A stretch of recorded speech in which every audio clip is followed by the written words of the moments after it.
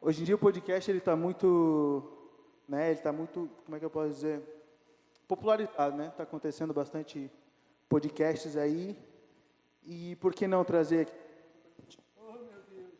Ô, glória. Som, para a gente conhecer um pouco mais, né? Do nosso pastor, dos irmãos aqui da igreja. Então, esse é o pastor Júnior, para quem não conhece, aos visitantes, é o pastor da nossa igreja. E a gente vai estar trocando uma ideia com ele hoje. E quem não escreveu ainda a sua pergunta, lá atrás está a caixinha de perguntas. Vocês têm até daqui a pouco para fazer as suas perguntas e a gente vai estar fazendo ao pastor. Amém? Então, vamos lá. Pastor Júnior, seja muito bem-vindo ao Encontro de Jovens. Obrigado. Estou nervoso. Mas porque Deus abençoe os visitantes, tá? Sejam bem-vindos ao nosso meio. Nós somos poucos, mas somos muito calorosos. E com vocês a gente se torna muitos.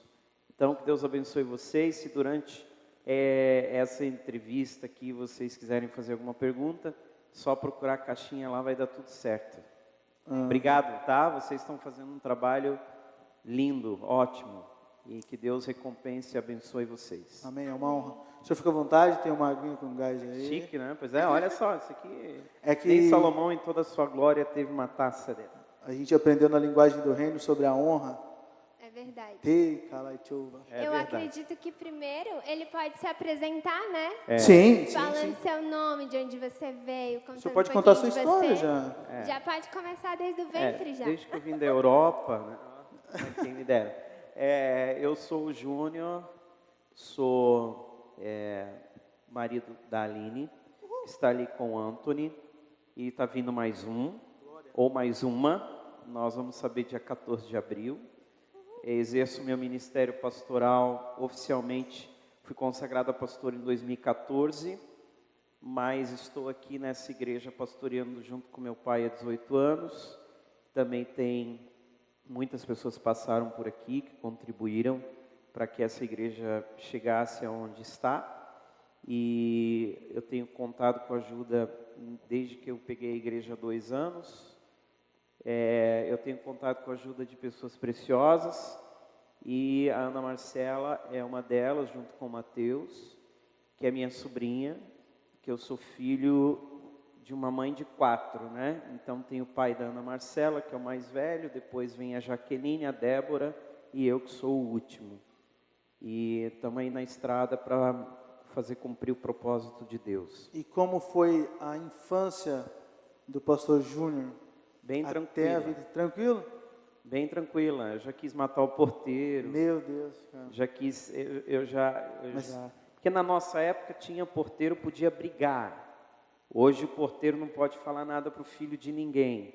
Mas na minha época, o porteiro brigava com a gente. Chegava a bater na gente, se a gente fosse muito Tinha peralta. liberdade de repreender. E eu era. Um arteiro. Então, eu cheguei um dia a querer levar uma faca para matar o porteiro, enfim. Não, bem tranquilo, a gente pode ver. Bem tranquilo, mas eu fui muito amado pelos meus irmãos, tive uma infância bem legal dentro da igreja. Foi um bom aluno? Bom aluno, mediano. Nunca fui expert em nada. Mediano, tá? Eu nunca fui expert em nada. Nunca fui aluno nota 10. Nem esporte, nada. Nem esporte. Não fui. Eu fiz aula de tênis. Olha só, Eu fiz aula de natação durante muito tempo. Aliás, a aula de natação, ela me ajudou muito em um problema que eu tinha, que era respiratório e tal. Depois aquilo ali nunca mais me deu. Então, na área dos esportes, eu tive essa experiência. E na igreja, né? Sempre a gente jogava vôlei e tal. Futebol não, futebol zero à esquerda. Eu só torço para o São Paulo para pegar no pé dos outros, mas eu também nem sei em que lugar o São Paulo está, se ainda joga, se ainda tem time. Ninguém perguntou. Eu gosto de pegar no pé de palmeirense. E isso é fato, porque lá em casa é todo mundo palmeirense. E não tem mundial. Tem sim, né, Ju?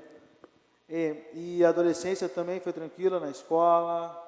A adolescência eu sempre fui muito... Quando a gente se torna adolescente, a gente se torna quieto, né?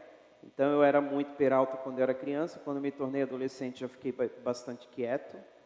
Tive poucas amizades, assim, não era uma pessoa muito popular. Eu era popular quando eu era menor, assim, popular da sala, aquele que todas as meninas, né? boy. Glória a Deus.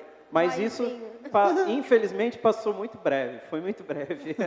Essa popularidade toda foi muito breve. Depois, quando eu me tornei adolescente, eu fiquei bem na minha, enclausurado, assim, foi um tempo de bastante reflexão interna.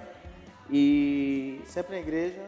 sempre na igreja, tive experiências fora, meus amigos me fizeram, meu primo me fez entrar em coma com lança-perfume, Como, meu Deus. meu primo, E a primo bom, E- nós 5, para tu ver, nós 5, era 5 filhos de crente, saímos do culto, e aquela coisa, vamos arranjar alguma coisa para fazer, não é ir na oração, não é fazer coisa Aprontar. boa, é fazer coisa ruim, né?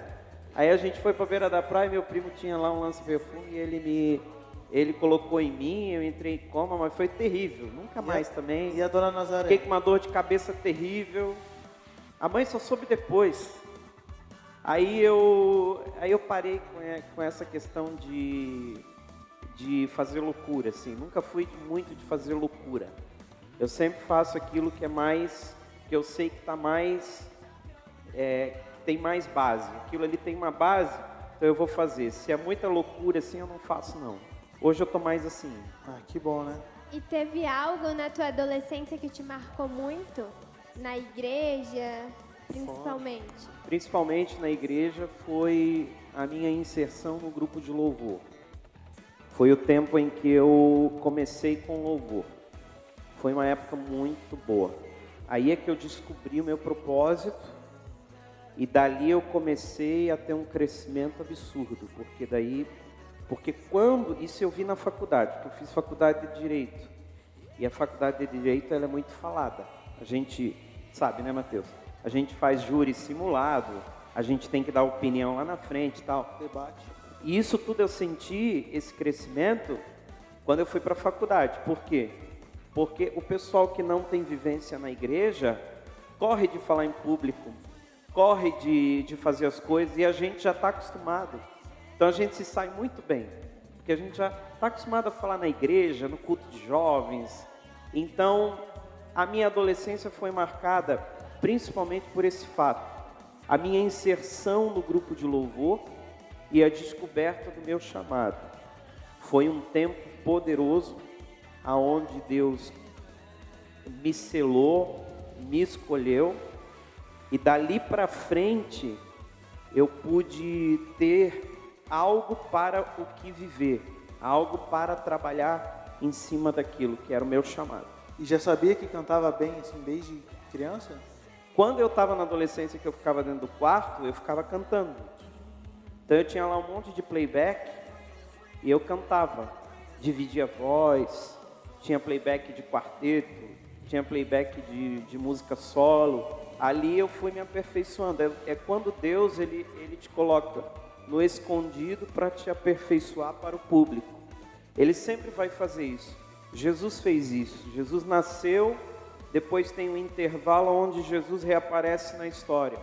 Moisés ficou 40 anos no deserto. Então sempre existe um momento de preparação, de preparo.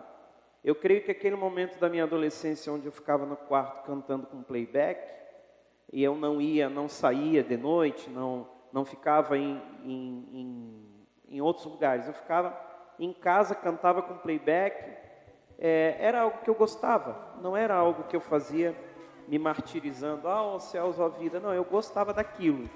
Então eu ficava ali, cantava o CD inteiro,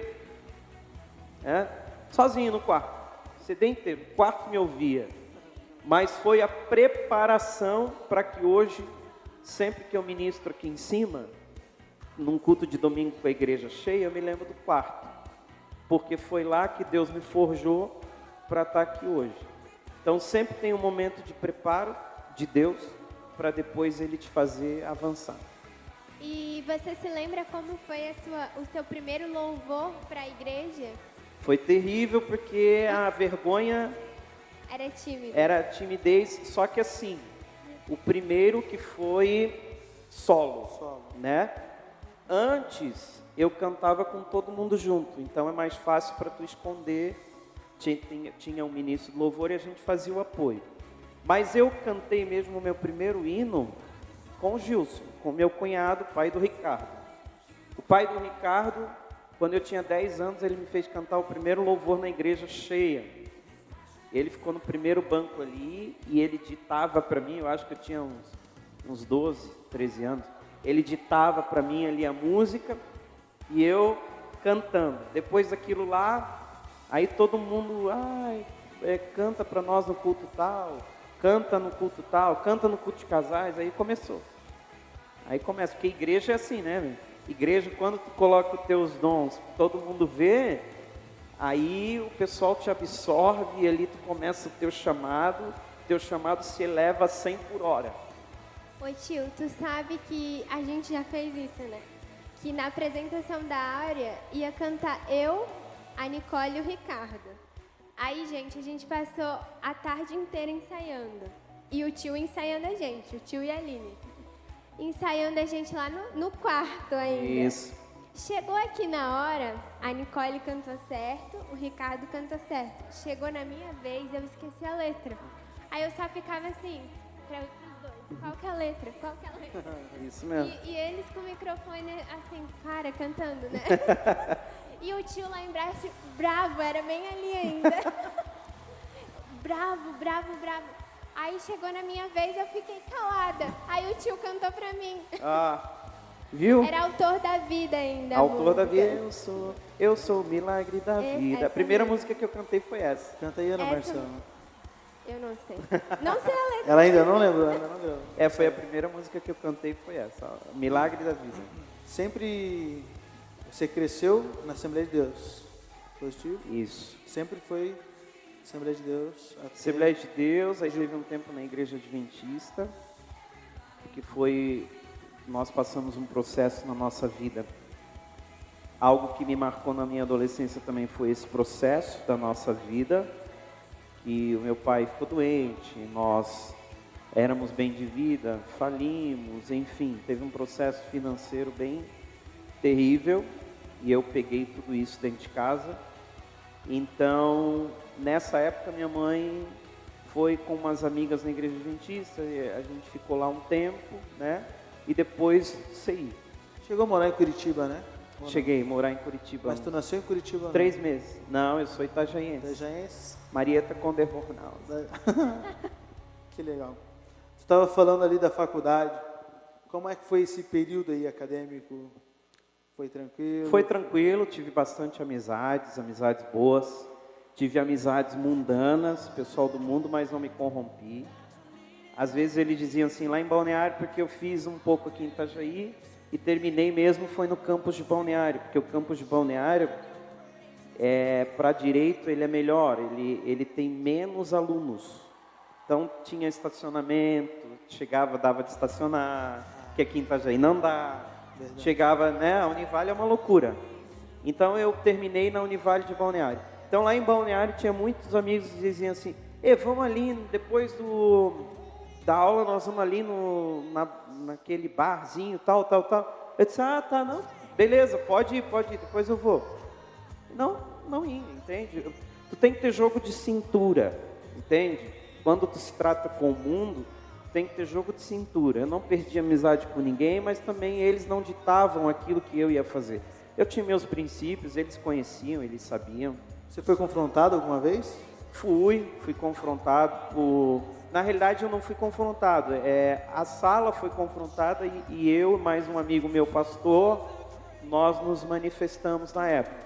Só que o ambiente acadêmico, pelo menos na Univale, eu não sei em outros lugares, é muito respeitoso, né? Então não há uma afronta à tua fé, assim, os professores não afrontam. Eles dão a opinião deles e se tu dá a tua opinião, eles respeitam, assim, sabe? Então, teve ali com uma professora chamada Maria da Graça, que eles chamavam de Maria Desgraça, que ela era fogo.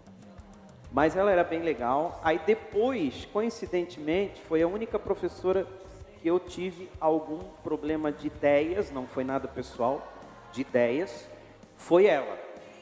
E foi a única professora que depois eu mandei uma mensagem para ela, que morreu um parente dela, e eu mandei a letra do Buscar Tua Face é Preciso para ela. Isso é muito boa. É, uma música da pastora Ludmila Ferro. E ela me respondeu e disse, muito bom, essas palavras me confortaram e tal, e tal, e tal. Então, eu acho que a gente, no ambiente acadêmico, é como o ambiente do mundo. A gente tem que andar sem se contaminar, entendeu? Quando eu chegava na Univale domingo de noite, fazia aqui o culto, uma bênção, glória a Deus, unção, poder. Segunda de manhã eu chegava na Univale, parecia que tinha que girar uma chave, assim, ó, do espiritual agora para um mundo totalmente secular, né? Mas eu me dei, graças a Deus, eu me dei bem com todo mundo que eu passei. Tinha eu e um pastor amigo meu, depois ele me passou, eu fiquei. Eu repeti algumas matérias, porque como eu falei para vocês, eu não era expert, né? Eu sempre fui mediano. Te entendo. Então, me entende, né? Te entendo. Então ele se formou, depois eu me formei e foi um ambiente bem legal de aprendizado para a vida. E a faculdade de Direito era o que você ansiava, queria fazer, ou se você pudesse, teria feito outro? Medicina. Medicina.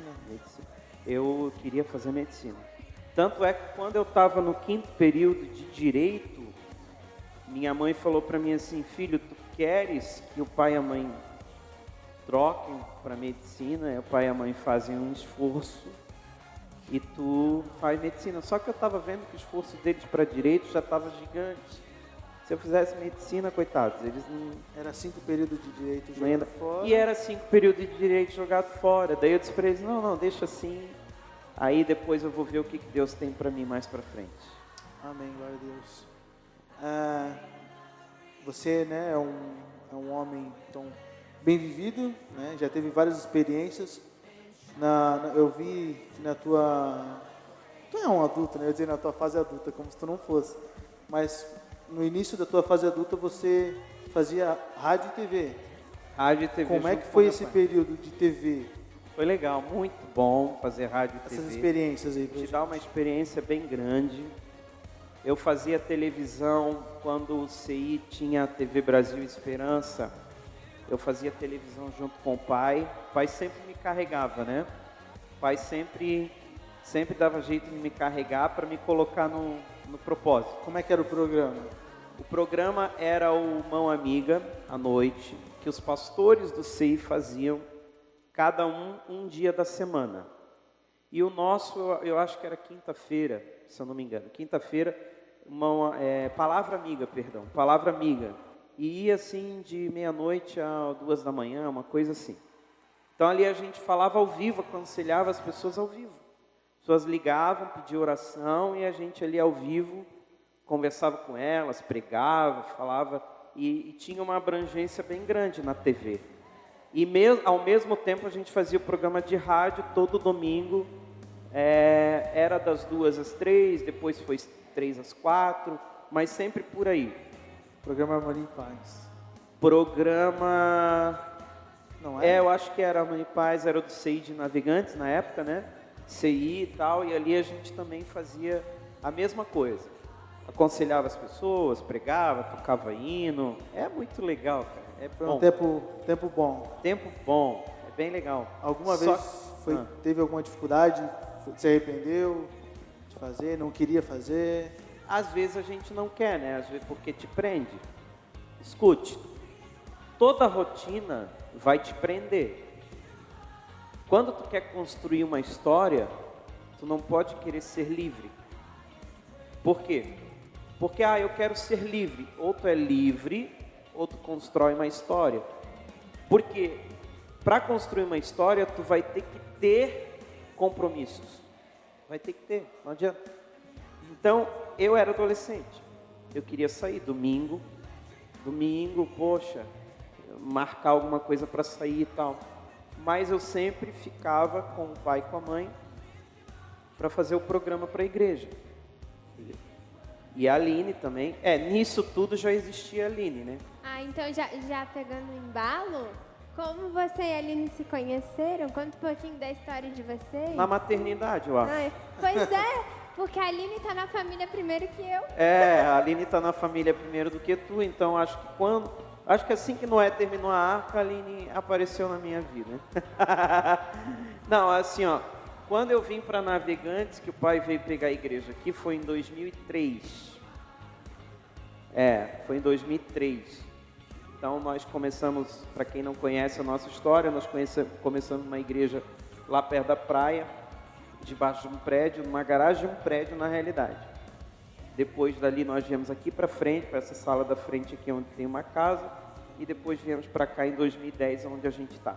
Então quando o pai veio em 2003, logo depois a Aline veio da igreja onde ela estava, soube que ali no CI de Navegantes tinha um pastor novo, mas ela não sabia ainda do filho do pastor, né? Ela foi pelo pastor novo, chegou lá, ela começou a participar do grupo de louvor. E nessa dela começar a participar do grupo de louvor, eu entrei no grupo de louvor para poder fazer um novo grupo, dar uma repaginada e tal. Porque só tinha senhorinhas acima de 60, então a gente tinha que fazer uma repaginada, enfim, trocar algumas músicas, né? Que eram músicas que embalavam Moisés no cesto ainda. Nossa. A gente teve que repaginar. E nisso apareceu a Aline, daí a gente começou a cantar muito fora. Na época o bispo Samuel, do CI, ele tinha muitas igrejas espalhadas por aí. Então nós começamos a cantar em vários CIs. Foi uma loucura. Não namoravam ainda, só... Nessa época aí a gente começou tico-tico no fubá, assim, né? Cara, Aquela coisa e tal, vamos namorar e tal. Porque saía, segunda era ensaio, terça era culto, quarta a gente cantava na sede, em Itajaí no Bispo, quinta era culto, sexta a gente ensaiava para tocar sábado em algum CI que sempre tinha algum congresso, alguma coisa. Sempre tinha agenda. Sempre tinha agenda. E domingo era culto, então a gente estava tocando todo dia junto. E o grupo de louvor aqui, né? O pau torava aqui, ó. O grupo de louvor ia junto. Então, a gente se conheceu assim, dali surgiu a amizade evolui para namoro, e estamos aí com 2 filhos. Uhul! Casamos em 2013. 2013. Somos casados há 8 anos. 9 anos vai fazer agora. Tá certo. Falando em Ministério de Louvor, né? Conta mais, você já estava falando que vocês saíam bastante, mas conta mais um pouquinho pra gente como foi as suas experiências do Ministério de Louvor, né? O teu crescimento, o que te inspirou, o que contribuiu para que você fosse, para quem você é hoje, um grande ministro de louvor, né? Uma história maluca aí, onde que você já cantou, com quem? A gente já tocou muitos lugares, graças a Deus. Foi uma época boa, uma época que te traz muita experiência ministerial, muita experiência com Deus, te faz crescer muito, porque tu conhece várias igrejas, tu conhece vários tipos de povos, né? Povos assim, parece que eu fui pro mundo inteiro, né? Mas já saiu do Brasil, né? Saio internacional. Mas assim, te faz conhecer muito o reino de Deus. Ministrar louvor, te faz conhecer muito. Uma das coisas curiosas foi que um dia a gente foi convidado para tocar num cemitério. Na realidade era dia de finados. E a gente foi tocar. E eu, jovem, sem noção nenhuma, né, da vida, escolhi lá Ele Vem.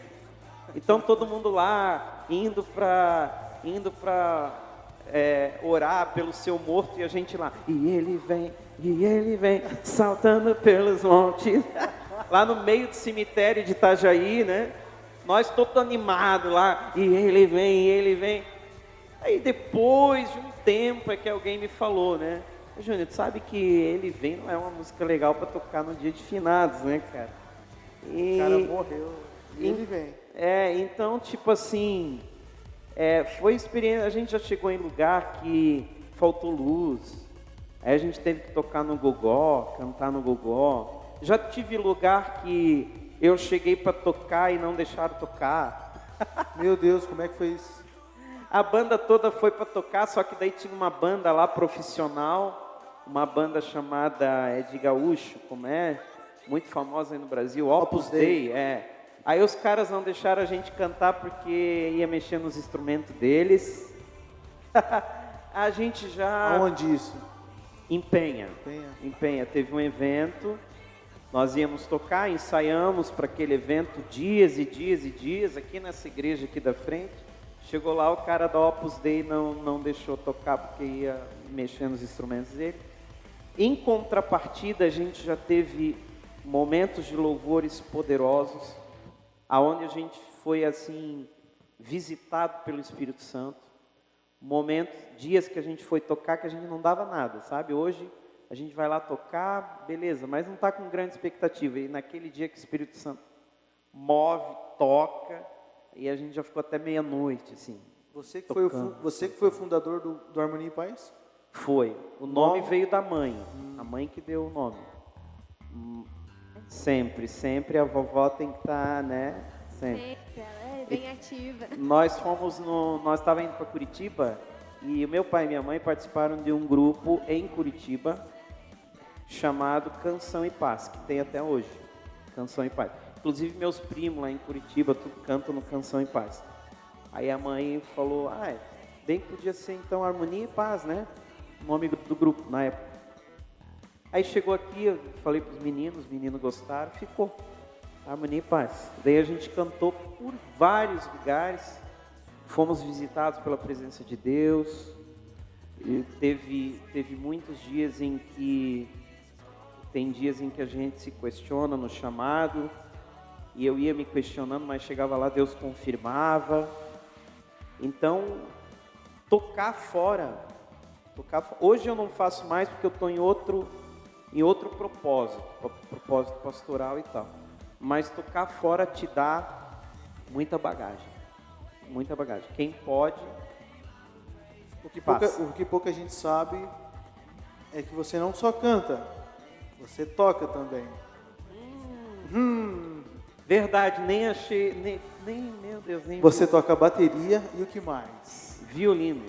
Ninguém sabia. Na realidade, meu instrumento que eu comecei a aprender quando eu era jovem foi violino. Eu fui para aprender teclado, na realidade, mas na época o maestro falou para a mãe que o violino ele é mais fácil de locomoção, ele é mais fácil de levar para lá e para cá, mais fácil de aprender, porque só tem uma clave, né? A gente só trabalha em clave de sol. E daí a minha mãe comprou a ideia, me matriculou e eu fui fazer. E é um instrumento que chama muita atenção, né? Só que aqui no nosso meio, no meio de comunidade, assim, ele é mais ou menos que nem saxofone, é um instrumento difícil de tu inserir. Tem que ter muita especificidade para poder colocar o violino numa música. E você gostava de tocar violino? Gostava, foi bem legal. Fiz Você concerto. apresentou, fez concerto? Fiz, a gente tinha um concerto, Eu entrei numa orquestra de câmara numa vez. Orquestra de câmara é uma orquestra que só tem violino, viola, porque a viola, ela não é viola, né? A viola, ela é um violino com cordas mais grossas. Então, num quarteto de cordas, por exemplo, tu tens 2 violinos, uma viola e o violoncelo, que é o grandão, né? E daí tem o contrabaixo, que é aquele maior ainda. Mas o contrabaixo... Aí, se tu pegas o violino, a viola, o violoncelo e o contrabaixo, só isso forma uma orquestra de câmara, que eles dizem. Então, eu toquei também numa orquestra de câmara. Muito legal a experiência. Vamos marcar da Vossa Excelência um dia apresentar-se para a gente, né? Pois é, posso tocar umas 2, 3 músicas que eu ainda lembro. A gente pode fazer uma noite de talentos. Isso. E o senhor se apresenta. Eu ganhei eu ganhava noite de talento assim, ó, Que a rodo, isso? por causa do violino. Uma vez lá na escola de inglês, no USA College, ali em Itajaí, uma escola de inglês bem legal, eles fizeram uma festa de talento, festa das nações, não sei o que e tal, e cada um levava ali o seu talento, e eu fui tocar violino, né? Adivinha quem ganhou? O cara que tocou Adivinha, violino, né? claro. Que legal, foi um momento bem legal. Quer fazer alguma pergunta? Não, eu ia perguntar se tu fez aula de bateria também. Bateria não, bateria eu aprendi por necessidade mesmo. É porque não tinha ninguém na época, e daí eu fui tocar bateria. Durante muito tempo eu ministrei louvor da bateria. Eu colocava aquele... Sabe aquele cara do Roupa Nova? Que canta na bateria? Vocês dessa geração aqui, vocês não conhecem? Eu Aí- também não. Eu acho que nem da tua geração, né, Matheus? Conhece? Só a geração do Márcio e da Juliana ali conhece. O cara toca até hoje, o cara do Roupa Nova toca até hoje. Deve ter uns 140 anos, mas parece que tem 15, né? O A cara, rainha da Inglaterra. ele toca com microfone auricular, né? Aí um dia a baqueta caiu, tava um silêncio na igreja. E o microfone auricular, eu tinha ministrado louvor e agora estava na hora da oferta. E a baqueta caiu. Eu falei, merda. Aí a igreja toda olhou para mim. A igreja toda olhou para mim. Aí eu, merda. Que eu nunca falei palavrão. Lá em casa a gente nunca falou palavrão. Sério mesmo. Quem convive comigo sabe, eu nunca falo palavrão. Mas merda, porcaria e bosta tem que ter, né, gente? Senão, pelo amor de Deus. Que legal, que história. Não, Que legal. empolgante. Não, é uma- Até tinha uma menina aqui que ela era daqui até pouco tempo, que ela foi no retiro com a gente e ela era criança ainda. Aí eu bati numa pedra e era tudo barraca, retiro de jovens, que o Márcio fez o último retiro que o Márcio e a Ju fizeram. É tudo barraca. Daí eu falei, né, merda. Aí ela acordou no outro dia de manhã, a mãe dela veio, pastor, ela tá escandalizada, que o pastor falou merda. Eu disse, eu falo mesmo, merda, porcaria. Bosta, irmã, tem alguma coisa a gente tem que falar, né? Vamos falar o quê, né? Mas Alguma coisa tem que extravasar. é polêmico. Tem gente que acha que é palavrão. Eu não acho palavrão. Palavrão eu acho Itaquaquecetuba, paralelepípedo. É verdade. Inconstitucionalissimamente. Tá. Hoje, a Vossa Excelência, o senhor é pastor. Né? Como é que foi a sua carreira ministerial até chegar a pastor? Quantos anos você tinha quando foi obreiro, presbítero? Eu fui, quando eu tinha, o pai pegou aqui, eu tinha o quê? 18 anos. 17, 18 anos. Então dali eu comecei minha carreira, eu ensinei, minha carreira, eu gosto muito do ensino, então eu ensinei muitos obreiros, me tornei obreiro com 17, 18 anos. Aí depois, quando eu noivei, foi um pouco antes de eu noivar, o pai, lá na sede em Itajaí com o bispo Samuel Francilino, me consagraram a evangelista. Me lembro bem naquela noite, porque a Aline e eu brigamos dentro do carro e terminamos dentro do carro. A gente já tinha terminado várias vezes, né? Aí terminamos dentro do carro, mas a gente ia ser consagrado, eu ia ser consagrado evangelista naquela noite. Aí eu fui, ministrei o louvor naquele dia, foi uma bênção, Deus agiu poderosamente, e daí depois veio a consagração evangelista. Aí, depois de consagrado evangelista, um pouco antes de casar, o pai queria me consagrar pastor para poder ter autoridade de trabalhar com o povo, porque o povo reconhece a autoridade. Então, tu tem que ter autoridade para trabalhar com o povo. Mas eu não quis. Eu disse para ele esperar. Eu relutei um monte. Até que em 2014, o pastor Fernando Francilino, junto com o pai, me convidaram para tocar em Itajaí. Faz o louvor aqui para gente. Faço, vou lá, faço. Chegou lá, fiz o louvor, tudo normal. Agora eu quero chamar o Júnior aqui e a Aline. Chamaram. Ajoelha aí. Para quê? Vai ser consagrada a pastor. Meu Deus. Meu Deus, surpresa. Surpresa. Surpresa. Surpresa, vocês vão ser pastor agora. Aí eu agradeço até hoje ao pastor Fernando Francilino, que acreditou no nosso chamado, que é o pastor do CI de Itajaí, e foi quem me consagrou a pastor em 2014, eu e a Aline. Aí, desde lá, nós viemos ajudando o pai aqui normal, como a gente sempre fez em 18 anos, até que no início da pandemia o pai e a mãe sentiram a necessidade de parar. E agora, quem é que vai? Quem é que vai tomar conta do rebanho? Até então tu era um pastor auxiliar. Até então eu era um pastor auxiliar. Aí surgiu a ideia do meu irmão, do pai da Ana, mas ele tem os afazeres dele, né? Tem grandes responsabilidades.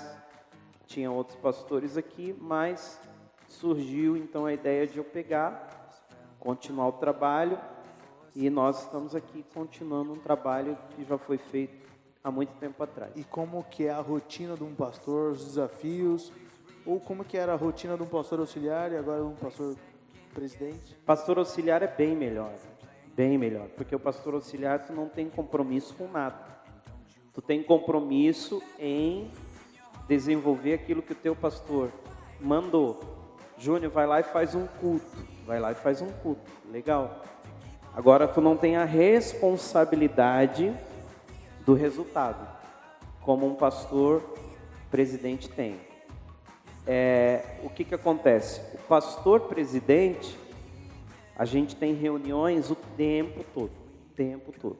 Se não é aqui na igreja com pessoas que estão na frente de ministérios, é com a questão administrativa da igreja.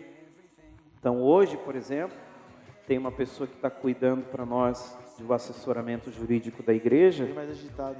Tu tens que estar em reunião com essa pessoa o tempo todo, saber quanto entrou, o que tem para construir aqui, o que a gente pode fazer, como é que está a questão legal da igreja, do aluguel, a questão de alvarás, a questão de... Tu decide desde a questão de alvará e aluguel até a foto que vai para o feed no culto no outro dia. Então é bastante coisa para decidir, muita coisa para decidir. E cuidar do povo, né? E ainda isso tudo cuidar do povo. Eu cheguei agora aqui, eu estava numa visita. Então volta e meia, dia de semana, a gente está numa visita. Vai visitar as pessoas, ver como é que elas estão, ver como é que... Hoje, por exemplo, nessa visita de hoje, eu perguntei para as pessoas, como é que está a igreja? Como é que está sendo a igreja? O que vocês acham que a igreja tem que ter?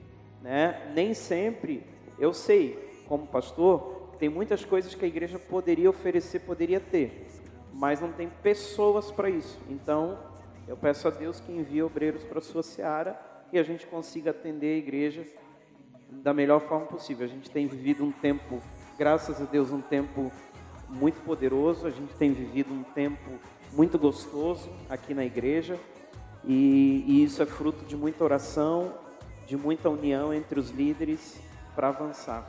Eu acredito que não deve ser nada fácil, porque além de você ter que cuidar de toda uma estrutura, toda uma administração, você precisa cuidar de você, cuidar da sua família, cuidar do seu filho. E é por isso que as pessoas, elas precisam não só pedir oração ao pastor, mas também orar pelo pastor. Com certeza. Né? Honrar o pastor, ajudar o pastor, quem puder se voluntariar, né? Se voluntarie. Né? A gente precisa de pessoas na equipe. Uma igreja, um ministério não é composto só pela liderança, pelo pastor dirigente, mas por todo um corpo de uma equipe.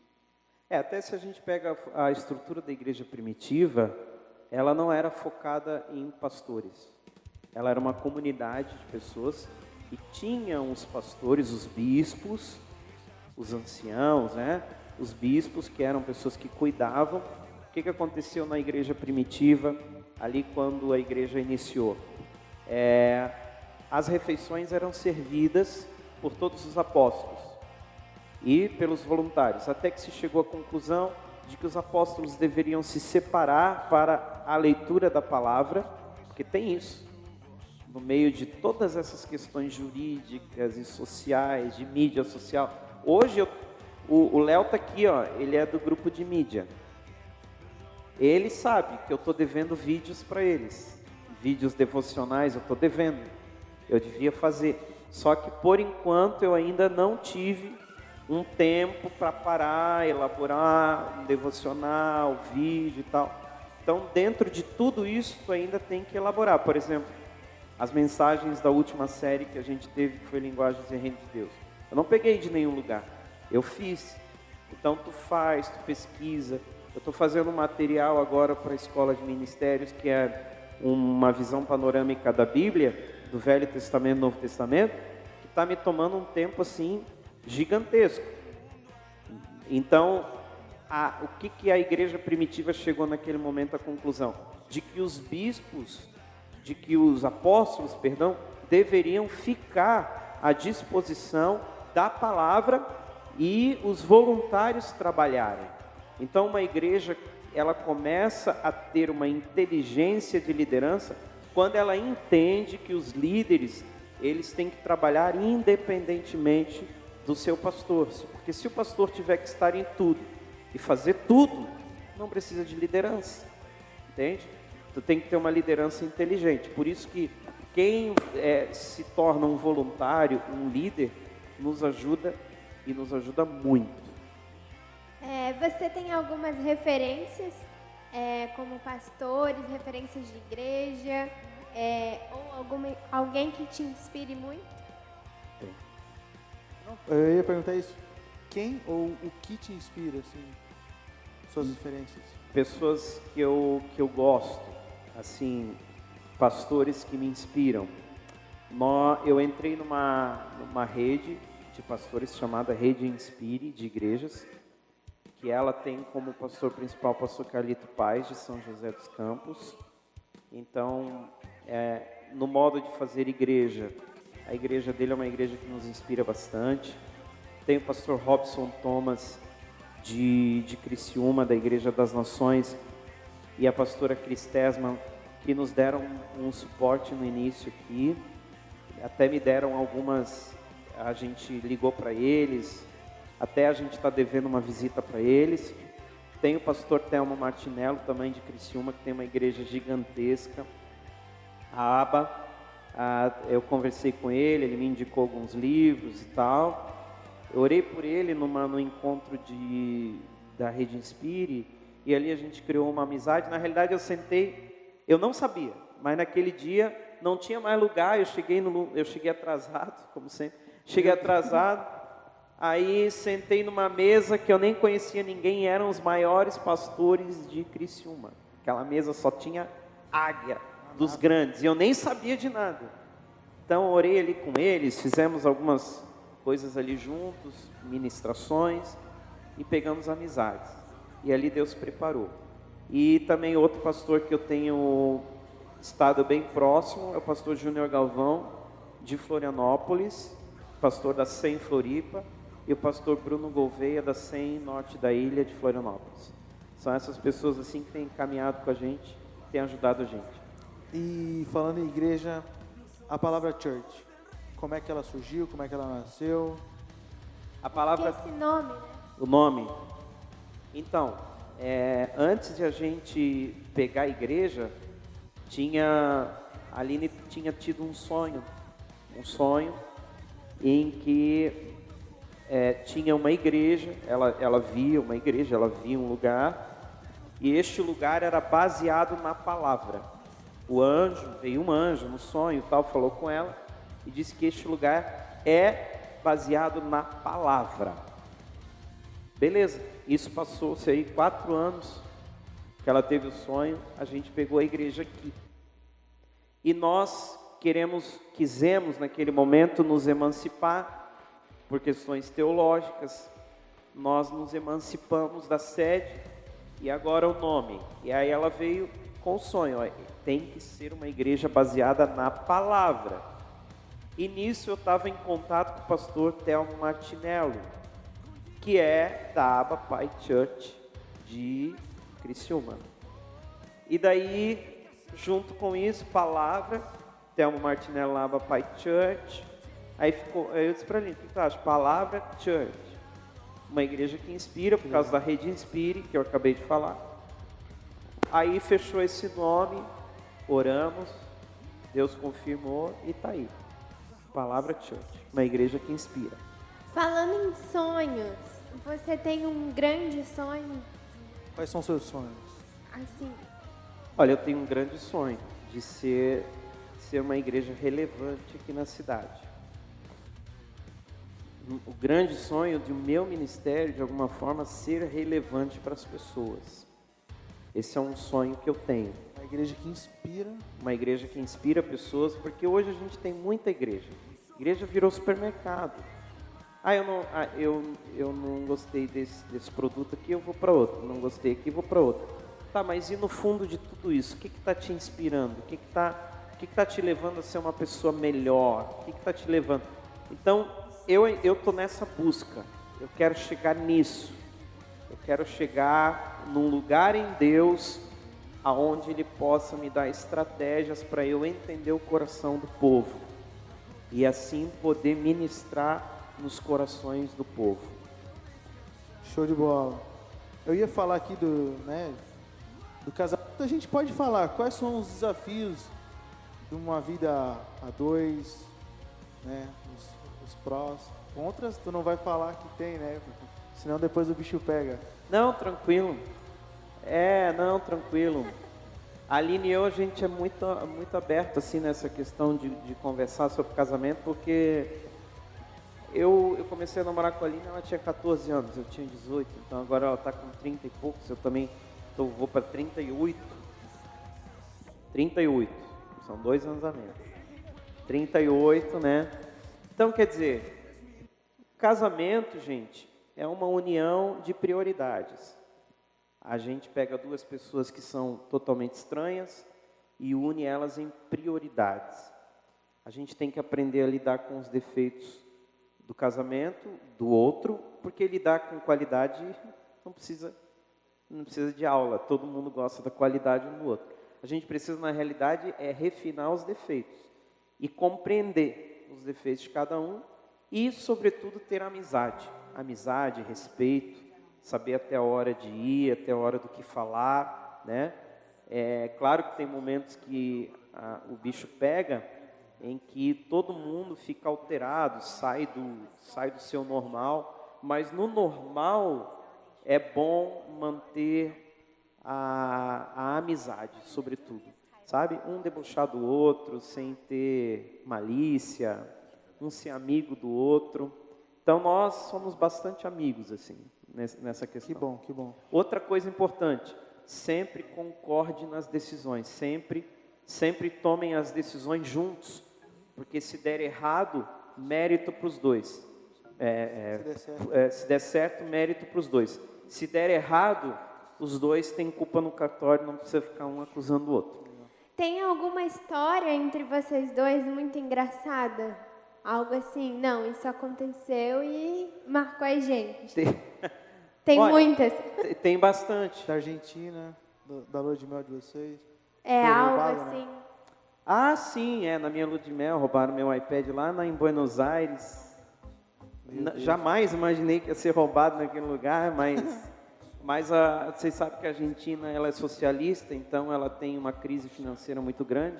Já naquela época tinha e não podia, lá não podia comprar produtos da Apple, lá naquela época, em 2013. Pouquíssimas pessoas podiam comprar produtos da Apple. E eu tinha ganhado um tablet, um iPad da Aline, e eu lá no meio da praça, com o iPad assim, né? Turistando, né, cara? Turistando. Não deu outra. Tem uma avenida chamada Avenida Corrientes ali, que ia pro hotel, 2 gurias grandonas assim, me encurralaram. Porque na realidade só tinha uma ida e uma volta, né? Então a Aline teve que ir na minha frente, para outra pessoa poder passar. E daí a minha mochila ficou, elas abriram a minha mochila, conseguiram pegar o meu iPad, sorte que não pegaram o meu passaporte, o dinheiro que estava na outra ali, Jesus protegeu, Amém. Estava no outro bolso. Dos né? males o menor. Dos males o menor. Eu travei. Aline, tu não está na entrevista. O podcast... Outra coisa que aconteceu foi que um dia a Aline e eu terminamos a moto em movimento, né? A bis em movimento e nós terminando o relacionamento com a bis em movimento. A Aline disse, então tu para aí que eu vou me jogar. Não, para aí que eu quero descer. Eu disse, não vou parar aqui. Então eu vou me jogar. Se joga. Eu só ouvi o capacete rolando e a Aline rolando. E eu bem fino, né? Eu disse, eu não conheço. Não conheço. Nunca nem vi. Aqui na Praça Central aqui. Eu não conheço essa criatura aí por mim e vim embora.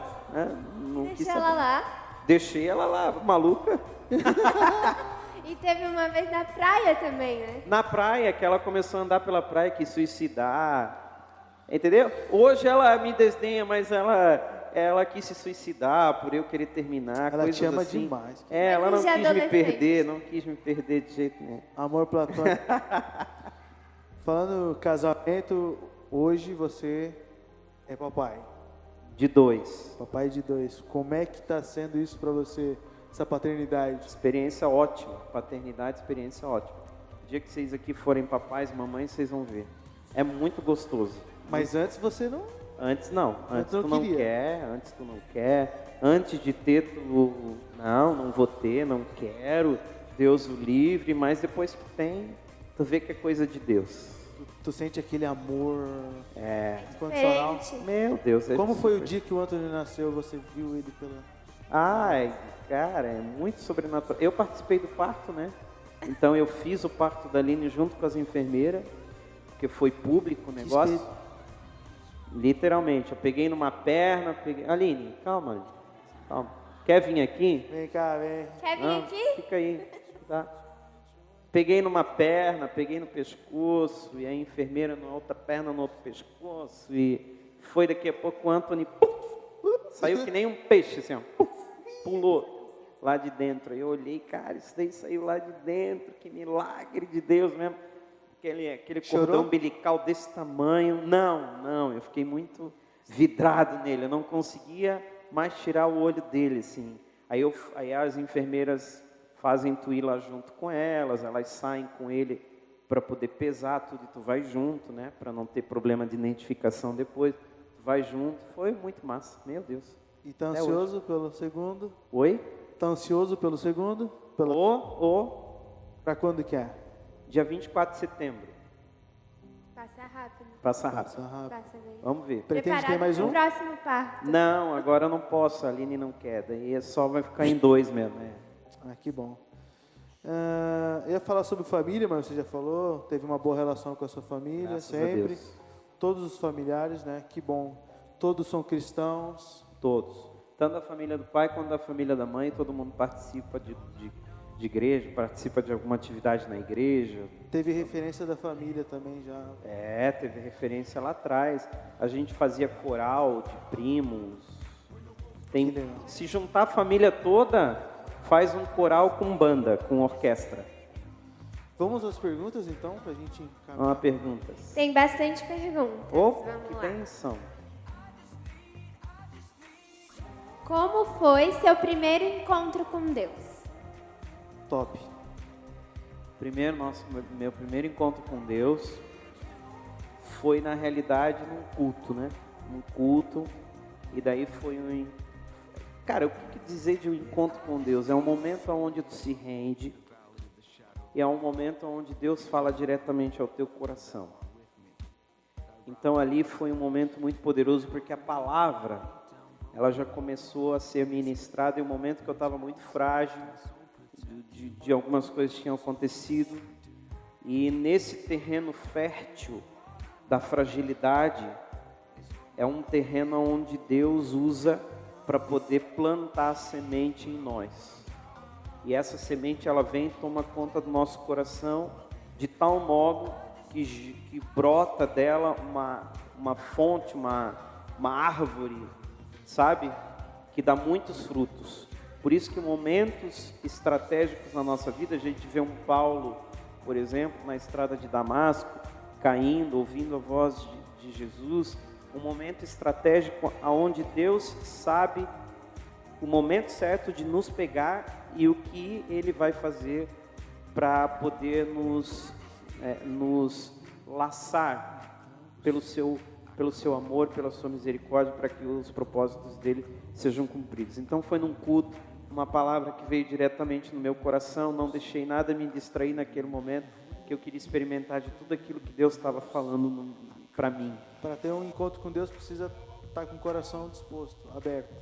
Disposto, muitas vezes fragilizado, porque o nosso orgulho, quando nós estamos com o coração fortificado, por isso que o apóstolo Paulo diz assim, quando eu estou fraco, é aí que estou forte. Por quê? Porque quando você está fraco, fragilizado, tu se abre para aquilo que Deus quer te falar. Quando tu está fortificado numa verdade, quando tu está fortificado numa ideia, quando tu está fortificado em ti, na força do teu braço, tu rejeita. Mas quando tu está frágil, é quando tu chegou no limite da vida, que a vida tem limites. A gente não pode tudo, a gente não consegue tudo, a gente não vai ter tudo. Então, quando tu chega nesse limite que tu confronta com as dificuldades e tu diz assim, não, daqui eu não consigo passar, daqui eu não consigo vencer, ali é um momento de fragilidade, onde tu se vê como um ser humano falível.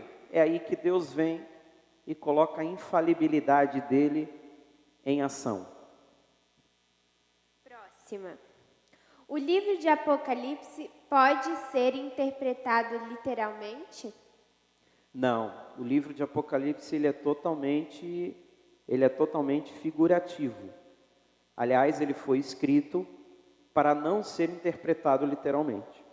Ele foi escrito para que quem tivesse um entendimento espiritual, escatológico depois, hoje, olhando com a distância histórica que nós estamos, nós sabemos que a besta que emerge do mar, o mar quer dizer o povo, a besta quer dizer um domínio mundial. Então tu junta com as revelações de Daniel. Eu sempre achei mesmo que ia ser uma besta do mar, cara.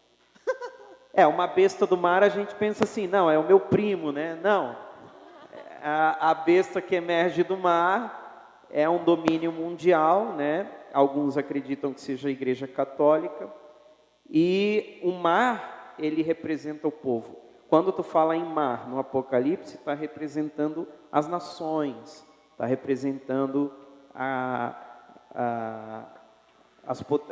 as pessoas, né? Quando o apóstolo João, ele está na ilha de Patmos, e ele diz que a voz que ele ouvia era como voz de muitas águas. Por quê? Porque ele estava numa ilha. Uma ilha bate muita água. Então, de noite, numa ilha, em silêncio, o que tu ouve? O mar.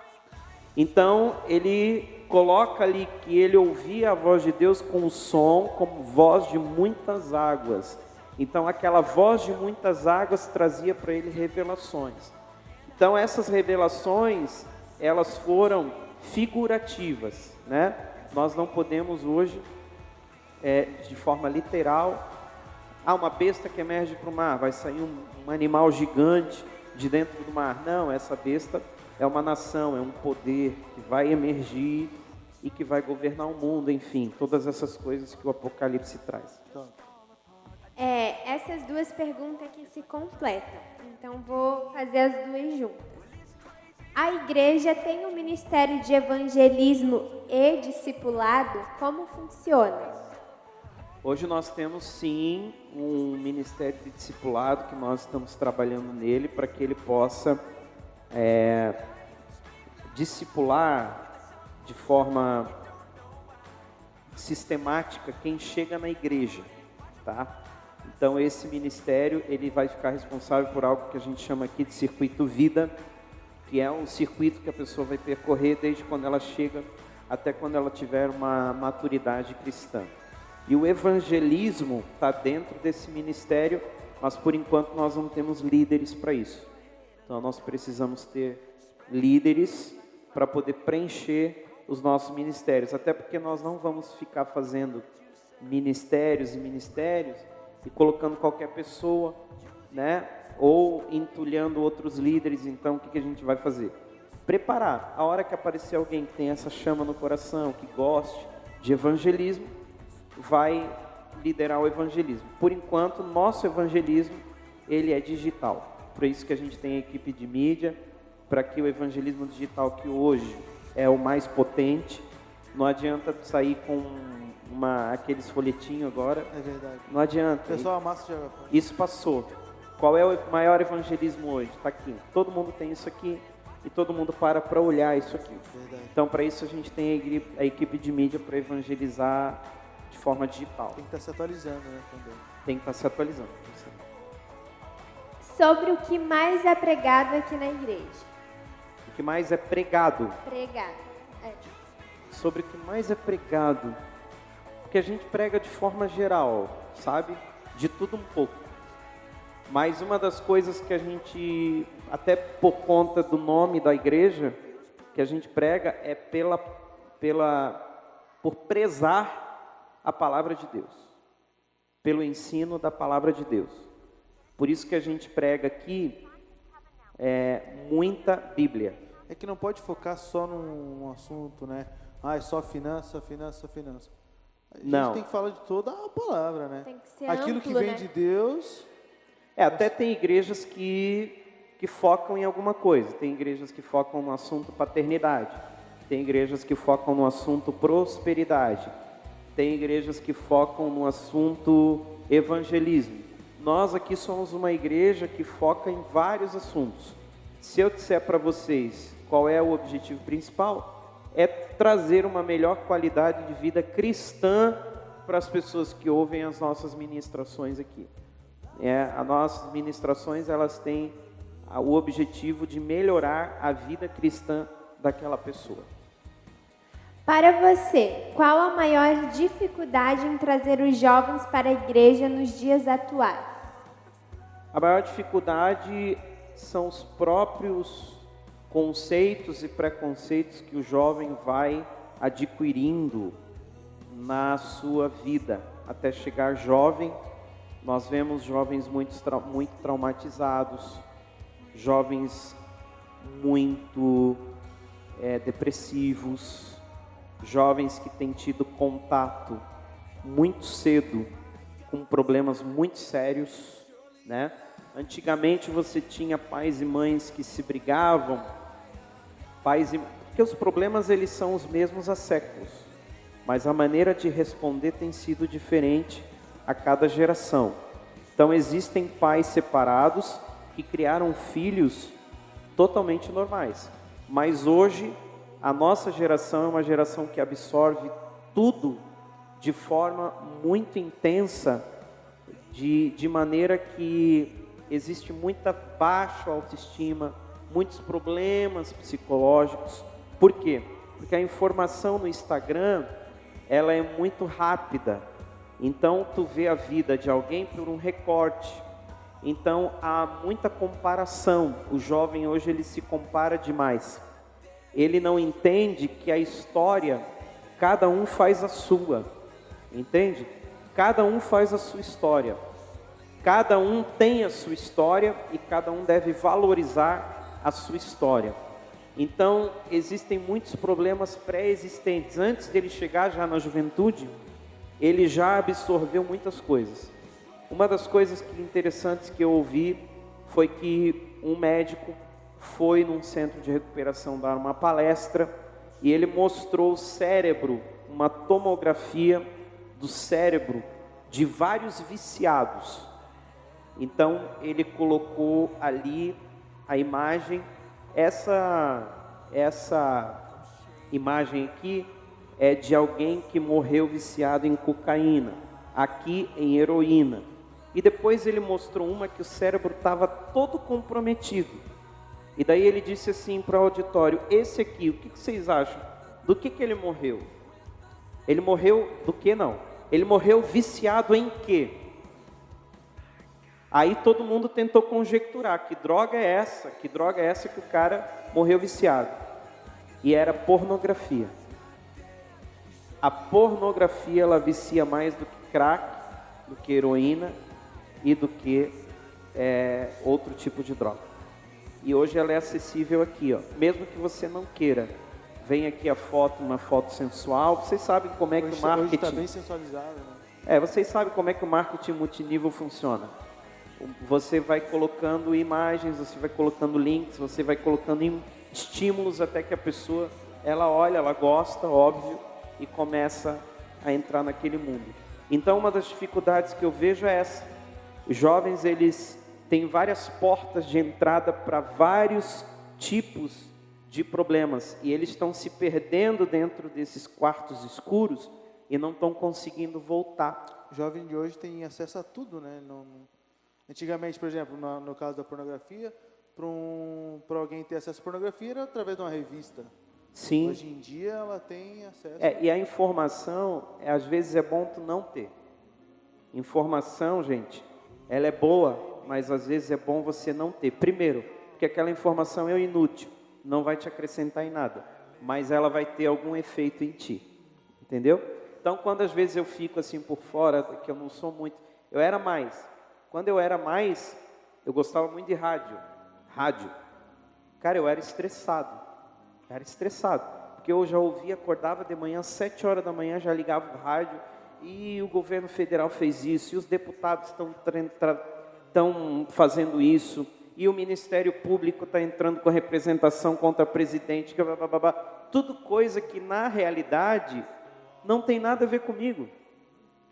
São informações que é bom eu ter, mas que não vão acrescentar em nada na minha vida, mas elas tinham efeito sobre mim.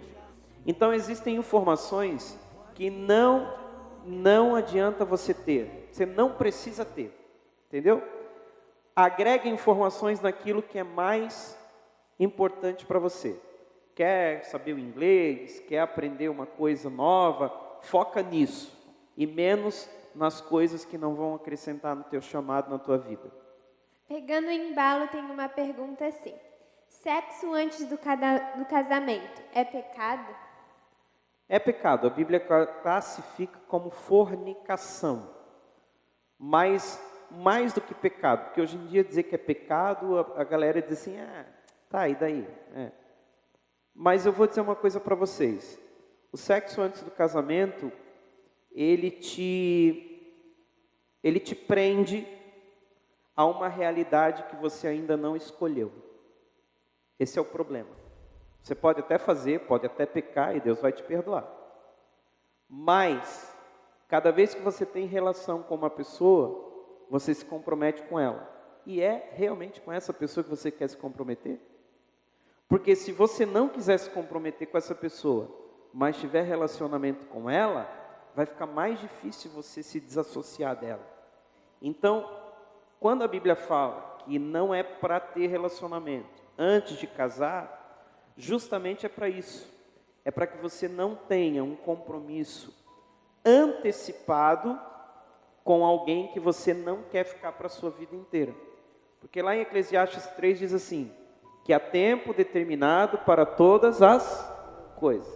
Então há um tempo determinado. Tudo que é fora de tempo, complica. Tudo que é fora de tempo, estraga. Entendeu? Então se você faz sexo antes, pode até fazer. Mas lá na frente, é isso que tu queria? Se tu não quiser, tu vai ter que ficar a vida inteira. Vamos supor que daí saia um filho. Tudo me é lícito? Encaixa nessa... Tudo me é lícito, mas nem tudo me convém. Nesse caso não é lícito, porque a Bíblia proíbe. E tudo aquilo que a Bíblia proíbe, existem coisas hoje que a Bíblia não é explícita em proibir, tipo a tatuagem, tipo o vinho, né? As pessoas tomarem. Então a Bíblia não proíbe taxativamente, o povo faz normal, beleza? Aí então é uma proibição não tácita, mas a questão do sexo antes do casamento, ela é proibitiva, sim. E ela é classificada como pecado de fornicação. Você está cometendo um pecado sexual porque ele não está protegido pelo laço do matrimônio. Então, dentro do laço do matrimônio, é que este sexo poderia acontecer normalmente. Fora do laço do matrimônio é prostituição, porque você está dando seu corpo para alguém que você não tem compromisso matrimonial. Namorar uma pessoa que não é da igreja é pecado? Não é pecado. Pecado é você ir para o mundo com ela, né? Toma. Corte rápido. O problema de namorar pessoas que não são da igreja é que hoje, eu com 38 anos de idade, eu só vi um caso, de alguém trazer alguém de fora para dentro da igreja. Foi o Bruno e a Sirlene. Bruno era crente, a Sirlene não era, a Sirlene se converteu e hoje é uma bênção. Fora o caso do Bruno da Sirlene, todos os outros, quem levou para o mundo foi a pessoa. Por quê? Porque quando nós estamos aqui, nós estamos debaixo do esconderijo do Altíssimo. Quem nos protege é Deus. Nós vivemos em uma bolha, nós vivemos em um mundo. Por isso que Deus falava para Israel: quando vocês olharem as outras nações, não se misturem com elas. Não se misturem. Quando vocês conquistarem a terra prometida, vocês expulsem as outras nações. Não se misturem com elas. Por quê? Porque quando a gente se mistura, nós temos uma realidade. A realidade de lá é outra. O que aconteceu com Israel? Israel olhou as outras nações e disse assim, ó, todo mundo tem rei. Israel não tem rei. Israel é Deus que fala, a gente ouve. Pode baixar um pouquinho aqui isso. Israel, Deus fala e a gente ouve. E não tem um rei. Nós queremos um rei com um trono, com coroa, que nem os outros têm. Esse é o nosso problema. Aí o que Deus falou para eles? Não, então eu vou levantar um rei, mas esse rei vai cobrar imposto de vocês, esse rei vai exigir de vocês. Eu não cobro imposto, eu não exijo, eu só exijo adoração, mas vocês querem um rei, eu vou levantar um rei. Aí o que aconteceu? Todo aquele pandemônio em Israel, que daí Saul governa, não governa muito bem, aí vem Davi, aí governa bem Salomão, depois divide tudo, e tem vários problemas com vários reis idólatras, do reino do sul, do reino do norte, e vem um monte de castigo para Israel, e depois veio o exílio babilônico, quando a Babilônia invade os reinos e leva o povo cativo, o povo fica preso na Babilônia. Tudo por quê? Porque lá atrás quiseram imitar quem não era para imitar. A gente tem que ter uma identidade em Deus. Nós temos uma identidade em quem? Em Deus. Se nós temos uma identidade em Deus, temos que seguir a nossa identidade em Deus. Porque o mundo vai querer te dar várias outras identidades. O mundo vai querer te dar identidades que Deus não te deu. Se você aceitar, vai ter prejuízo, porque você não sabe viver aquilo ali. E aquilo ali vai te levar para a perdição. Então eu acho assim, se vai namorar, vê bem, vê muito bem. Se você é um cristão tão fundamentado que vai trazer aquela pessoa para mais perto de Cristo. Porque se aquela pessoa te leva para longe de Cristo, ela não serve para ser seu namorado, sua namorada. Se aquela pessoa te leva para mais perto de Cristo, amém. Então ela serve para ser seu namorado, sua namorada. Por quê? Porque no fim de tudo, a sua vida vai terminar em Cristo. Entendeu? Aqui. Como fazer para liberar o perdão? Ora bastante e tenta olhar para aquela pessoa que machucou você, olhar com um olhar de compaixão. A Bíblia diz que Jesus, quando ele estava sendo crucificado, quando ele estava levando, na realidade, ali a sua cruz pelo caminho da Via Dolorosa, a Bíblia registra que ele olha para Pedro e a Bíblia diz que ele sente compaixão. Ou seja, ele se coloca no lugar dos discípulos que o traíram. Então, sempre tem um porquê, sempre tem uma fragilidade. Aquela pessoa que te feriu, por que ela fez isso? Ela fez isso, talvez, porque ela também foi ferida. E a partir do momento que você começa a compreender por que aquela pessoa te feriu, você começa a entender que deve liberar o perdão para ela, até porque o perdão, ele faz mal para quem não libera, entendeu? Se você não liberar o perdão para essa pessoa, você vai ficar pensando nela o tempo todo.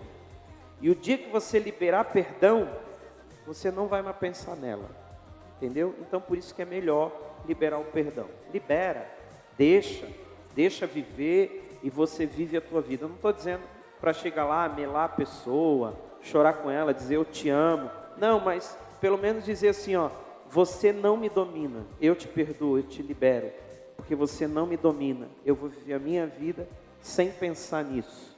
Estou livre para viver outras coisas. Claro que tem questões, são pai, mãe, eu não perdoo meu pai, eu não perdoo minha mãe. Gente, eles são pessoas que também erram, que também erraram. Imagina você ter um filho com a tua idade agora. É complicado. Ninguém nasce, não tem escola para ser pai, não tem escola para ser mãe. Então pai e mãe muitas vezes não foram perfeitos, mas eles foram o máximo possível de cuidadosos com a gente. Então a gente tem que reconhecer isso. A falta de perdão é tomar do próprio veneno, né? Sim, é como tomar Coca-Cola, tomar veneno. Boa comparação. Tatuagem é pecado? O que vocês acham, pessoal? Tatuagem é pecado? Hebreus capítulo 12 diz assim, ó, que nós devemos nos desviar de todo o pecado e embaraço. Então aqui em Hebreus capítulo 12 está falando de pecado e de embaraço. O que é pecado teologicamente falando? É aquilo que a Bíblia classifica como pecado. Então não entrarão no reino de Deus. Quem? Os blasfemadores, aqueles que bebem demais, aqueles que procuram mal do irmão, os feiticeiros, os idólatras. Isso é pecado, pecado. Quando a Bíblia fala de coisas como tatuagem, ela não classifica como pecado. Então nós não temos aqui um pecado em si. Pastor, se eu tenho tatuagem, eu vou para o inferno? Não, não quer dizer que tu vá para o inferno. Agora, tem coisas que, por exemplo, assim, são embaraços. Por exemplo, teve um caso, porque assim, ó, todo mundo que tem tatuagem, quando está bem com Deus, se incomoda com a tatuagem. Todo mundo. Tinha um menino aqui na igreja que ele tem várias tatuagens e ele era incomodado com essas tatuagens. Então um dia ali atrás eu olhei para ele e disse assim, cara, que legal tua tatuagem e tal. Ele disse, pastor, mas se eu pudesse eu apagava todas, porque ele estava bem com Deus. Quando ele saiu, um dia que ele saiu e tal, ele começou a andar pelo mundo de novo, porque ele é muito bonito, pessoa muito cobiçada e tal. E existe um espírito nisso. Quando ele começou a ir para o mundo, ele começou a postar fotos mostrando de novo as tatuagens dele. O que isso quer dizer? Quer dizer que existe um espírito aí atrás. Que quando eu estou bem com Deus, onde é que Adão e Eva estavam? No paraíso. Quando Deus pergunta para eles, onde é que vocês estão? Eles se esconderam porque viram que estavam. Então, quer dizer, isso nos leva para algum lugar. O pecado, ele nos leva para um lugar de nos esconder.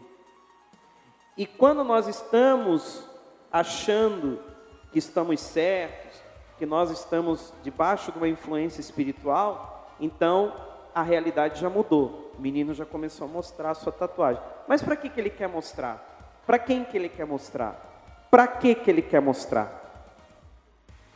Porque existe um espírito de sensualidade. Então é um embaraço. Por que eu quero pintar meu corpo? Para ficar mais belo, mais legal, mais sensual? Por que você quer ficar mais sensual? Se sensualidade é um espírito. Então espera, tem alguma coisa aqui que não está encaixando. Então, eu não acho que teologicamente eu não posso afirmar, você fez tatuagem, você vai para o inferno. Mas eu também não posso dizer, você fez essa tatuagem sobre a influência de alguma coisa, de algum espírito. Alguma coisa está te controlando, porque na Bíblia nós não vemos o costume de se fazer tatuagem. Nem a nossa fé, ela vem da cultura judaica, e na cultura judaica não tem costume de se fazer tatuagem. Quem fazia tatuagem? Os povos antigos para marcar adoração. Se você faz tatuagem para marcar adoração, você está adorando alguém, algum Deus. Quem é? Porque o Deus de Israel não é, ele não pediu. Se ele não pediu, quem pediu? Não sei. Ah, não, pastor, é para decoração, é porque eu acho mais legal, é porque eu me sinto melhor, porque eu me acho mais bonito. Bonito também. Aí cada um vê aquilo que... tem pessoas aqui na igreja que fizeram tatuagem. Amém? Só que são pessoas que, se você for buscar no profundo e no escondido, fazer uma busca espiritual, elas têm influências do espírito da pombagira. Essas pessoas. Então tem que ver o que está te motivando a isso. É para usar um biquíni lá na praia quando chegar o verão, estou me preparando para o verão. Por quê? Para poder mostrar para quem? Para o pessoal, mas para que tu vai te mostrar para todo mundo? Então tá vendo? Há um fundo aí. E esse fundo é que pode ser a razão de não se fazer. Mas se isso te torna também melhor, amém. Pastor, eu vou evangelizar bebendo vinho, eu vou evangelizar com a minha tatuagem.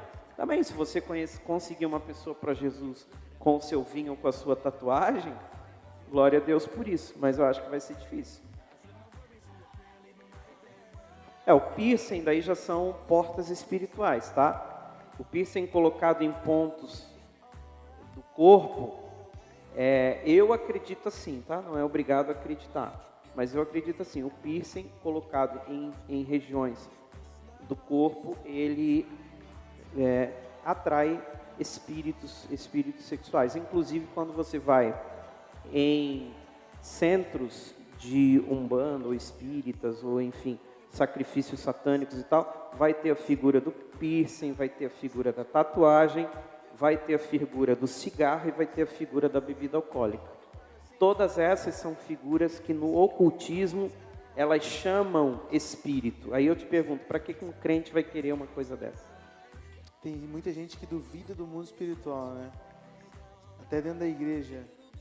Existe isso. Deveria viver mais o mundo espiritual para poder entender.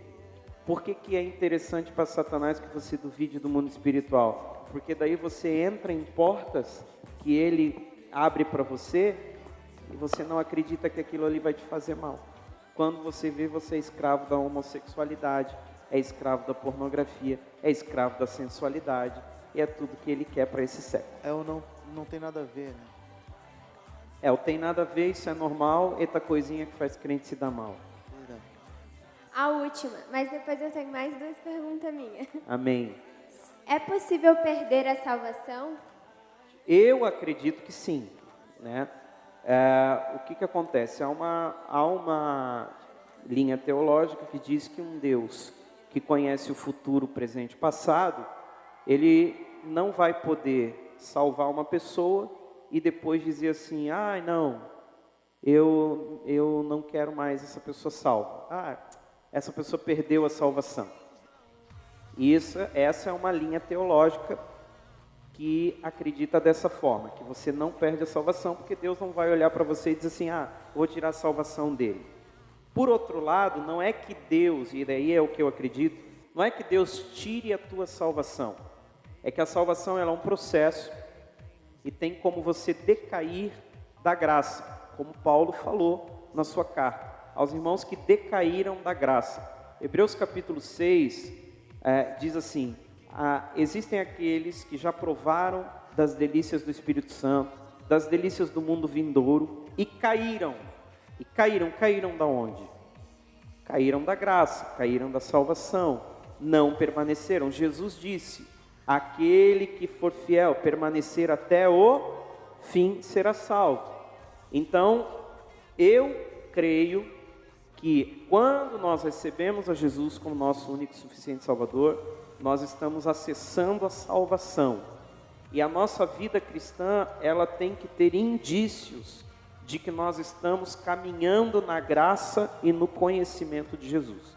Graça não é um doril para quando você peca, não. Graça é uma força disponível para você não pecar. Então, quando você está querendo pecar, você se agarra na graça e você diz assim, não, Deus, eu não vou fazer isso. Aí Deus te dá uma capacitação da graça, em que você não peca e você tem vitória sobre o pecado, tá? Quando você não consegue ter essa vitória sobre o pecado, então você cai da graça, você decai da graça. Então eu acho que daí você perde a salvação. É uma linha teológica que eu acredito, que eu vejo como viável, e que uma vez salvo, sempre salvo, não existe. Isso é só para pessoas que querem a salvação momentânea de Jesus e depois voltar para o mundo e ter as delícias do mundo. aquelas pessoas que querem a salvação, o bom de Jesus e o bom do mundo. Ah, eu sou salvo, está tudo certo. Isso não existe e nunca existiu. O que seria o reino de Deus? O reino de Deus é tudo aquilo que Deus estabelece. O reino de Deus ele é invisível, ele é imutável e ele é poderoso. Poderoso no sentido espiritual. O reino de Deus, ele é aquele momento em que nós aceitamos Jesus, que nós entramos em um reino onde as regras são dele. Reino é onde tem um rei e o rei tem súditos. Quando você entra para o reino de Deus, você começa a obedecer aquilo que os céus estabelecem como regra, não mais aquilo que o mundo estabelece como regra. Então você começa a olhar para o reino de Deus e ver como que o reino de Deus se move. Ele se move através da fé, então eu me movo através da fé. O reino de Deus se move através da oração, então eu começo a orar mais. O que foi a linguagem do reino de Deus aqui? A nossa série que nós fizemos aqui. Linguagem que nos conectam ao reino. Linguagens que nos conectam aos céus. Porque todo reino tem a sua linguagem. A Rainha Elizabeth, quando ela tem as festas que ela promove, e todos os súditos vão para a rua para celebrar a sua rainha. É por isso que a Rainha Elizabeth, ela só veste vestidos que são cores fortes, vermelho, amarelo, laranja. Você já percebeu? Por quê? Porque no meio do povo, todo mundo vai olhar e vai dizer assim: eu vi minha rainha. Porque ela precisa ser identificável aos seus súditos. Assim, Deus, ele precisa ser identificado no coração de cada um de nós. Pelas nossas obras é que nós vamos mostrar quais são os frutos que nós carregamos. Então esse é o reino de Deus, um reino invisível que nos faz viver aqui na terra princípios que regem os céus. Ótimo. O que você diria para uma pessoa que não acredita em Deus, ateu? Deixa tu estar no avião sem as turbinas e tu vai acreditar em Deus. Vamos pro último momento aqui, é respostas rápidas. Hã? Pode. Agora a gente vai fazer uma dinâmica que é assim, é respostas rápidas. Eu vou te falar um tema e aí você pode ou falar em uma frase a resposta, né? Ou em uma palavra, tá? Comida favorita? Lasanha. Banda favorita? Hoje? É rápido? Pera, é rápido, meu Deus, banda favorita. Eu gosto muito do Danny Gokey. Versículo bíblico favorito? João 15,16, não foste vós que escolhestes a mim, mas eu escolhi a vós e vos designei para que vades e deis fruto, e o vosso fruto permaneça, a fim de que tudo quanto pedides ao Pai, Ele vos conceda. Música worship? Música worship, legal, gosto. Opinião sobre música secular? Não ouça, te leva para uma atmosfera que você não tem que viver. Cristão e política? Cristão e política, temos que nos envolver, infelizmente. Tatuagem? Eu não faria e nem aconselho quem tem um espírito...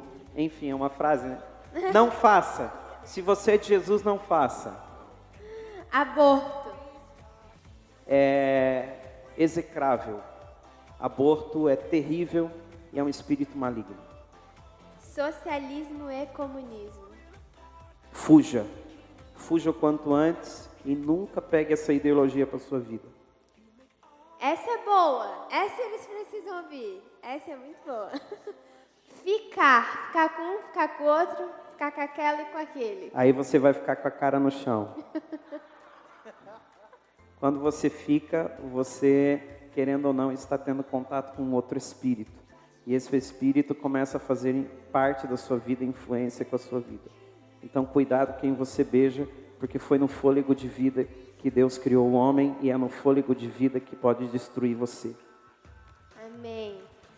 Agora, para finalizar, a gente gostaria que você deixasse uma palavra e um conselho para todos que escutaram aí. Amém. Queridos, que Deus abençoe vocês, foi um prazer estar aqui. Ouçam com atenção tudo aquilo que é liberado desse altar, porque são palavras de vida para a sua história.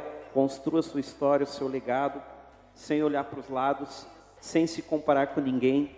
Deus te fez uma pessoa única, Deus te fez uma pessoa capaz. Então você não precisa de ninguém ditando aquilo que você é. Você pode, em Deus, construir a tua história de uma maneira extraordinária. E vai ser uma história em que as bases serão fortes o suficiente para você aguentar todo e qualquer tipo de tempestade da vida. Amém. Amém. Vamos todos ficar de pé e fazer uma oração. A gente gostaria de agradecer a todos vocês que vieram hoje, que estão aí com a gente todo sábado. Em especial alguns que ajudaram muito a gente. A Tainara, que está aí desde cedo, se preocupando com a mídia, com a decoração, com a pipoca. O Léo, que está a semana toda pensando como que ele vai gravar, como ele vai fazer. Muito bom. O Juninho e a Jenny, que estão aí desde cedo também, sempre ajudando no louvor todo sábado. A Ju e o Márcio, que a gente convidou todos os obreiros, mas eles estão sempre apoiando a gente no que podem. A gente agradece muito. Todos vocês que vieram, os visitantes. A Thaís, ela já sabe, né? Que ela está nos agradecimentos, né? Todos os visitantes que vieram, foi um prazer receber vocês, João, Mateus, Kathleen e o Gesiel.